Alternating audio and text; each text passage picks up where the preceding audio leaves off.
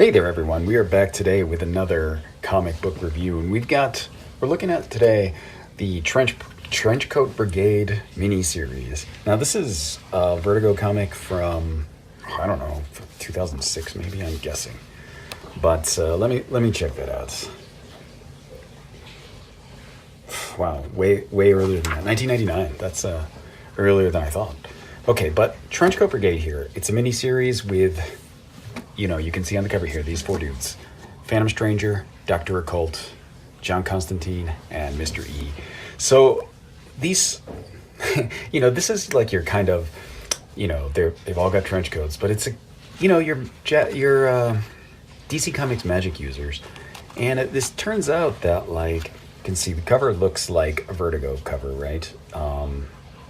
It looks like all these covers are very what you'd expect from a Vertigo comic in the 90s. But the story, let's get into that because that's important. These are actually floppies. It's great to look at these because you get the kind of old ads. Soul Reaver ad, look at that, 1999. So the art for this, it's pretty good. Standard Vertigo quality. I mean, 1990s Vertigo quality anyway. For the most part, it's good. Like, for example, here, it's not so hot. But, whatever. They can't all be winners. But basically, this is a story about these four dudes, Phantom Stranger, Dr. Occult, and Constantine, and Mr. E. And they are trying to figure out some mystery. Mr. E is going around attempting to murder people. And he's known as a kind of a serial killer, but he's not killing anybody. He doesn't actually kill anybody. He just shows up looking for somebody, doesn't find them, and doesn't kill them. So the other three, Dr. Occult, Constantine, and Phantom Stranger, are looking for him. So they hunt down Mr. E, and they figure out, okay, this kind of Cossack-looking fellow has something to do with it. And they get transported through time to see that there's the end of the world is coming in 2 days or something, and they have to figure out what to do. So this, Mr. E is if we kill this guy, it'll be all over, and he goes to kill him, and he can't. So, they have to fight this guy. There's a battle. They fight the wolves and get the guy who's really drunk, and it turns out he's a relative of John Constantine from the 1500s or whatever. And you figure out that he's kind of like a Constantine. So he tricks people to get power, and he screws himself over, and they get zapped back in time to the 1500s to try to fix this. And this is he gets zapped back with them, but you'll see that this is his young self, and he beheads his old self. It's a kind of a strange situation. He doesn't die because he is magical,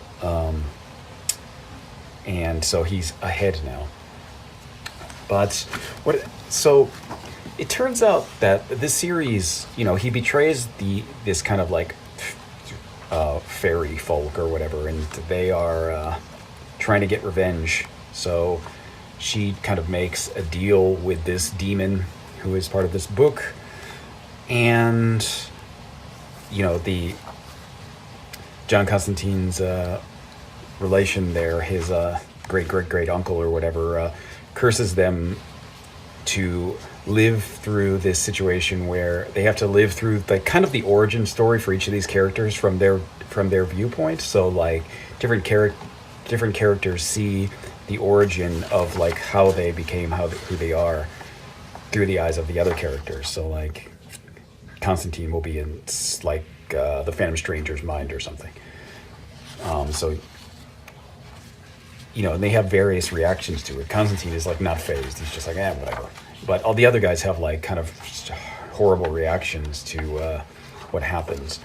But what happens is this kind of culminates all together. It's only 4 issues, but it's over too quickly and not quickly enough at the same time. So let me think about this. It ends with this woman who is trying to get revenge summoning this horrible demon, and attacking everybody.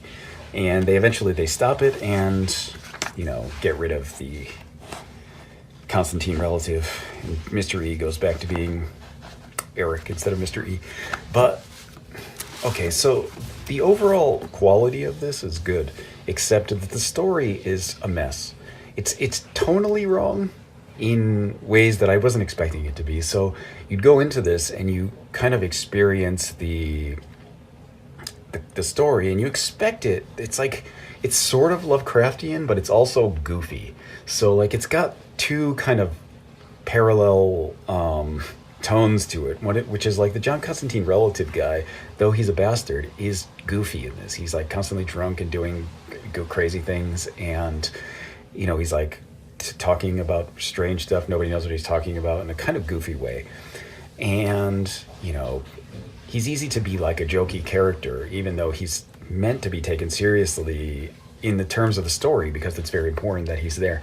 But the main issue is that the god summoning story where the woman is trying to get revenge is actually pretty dark.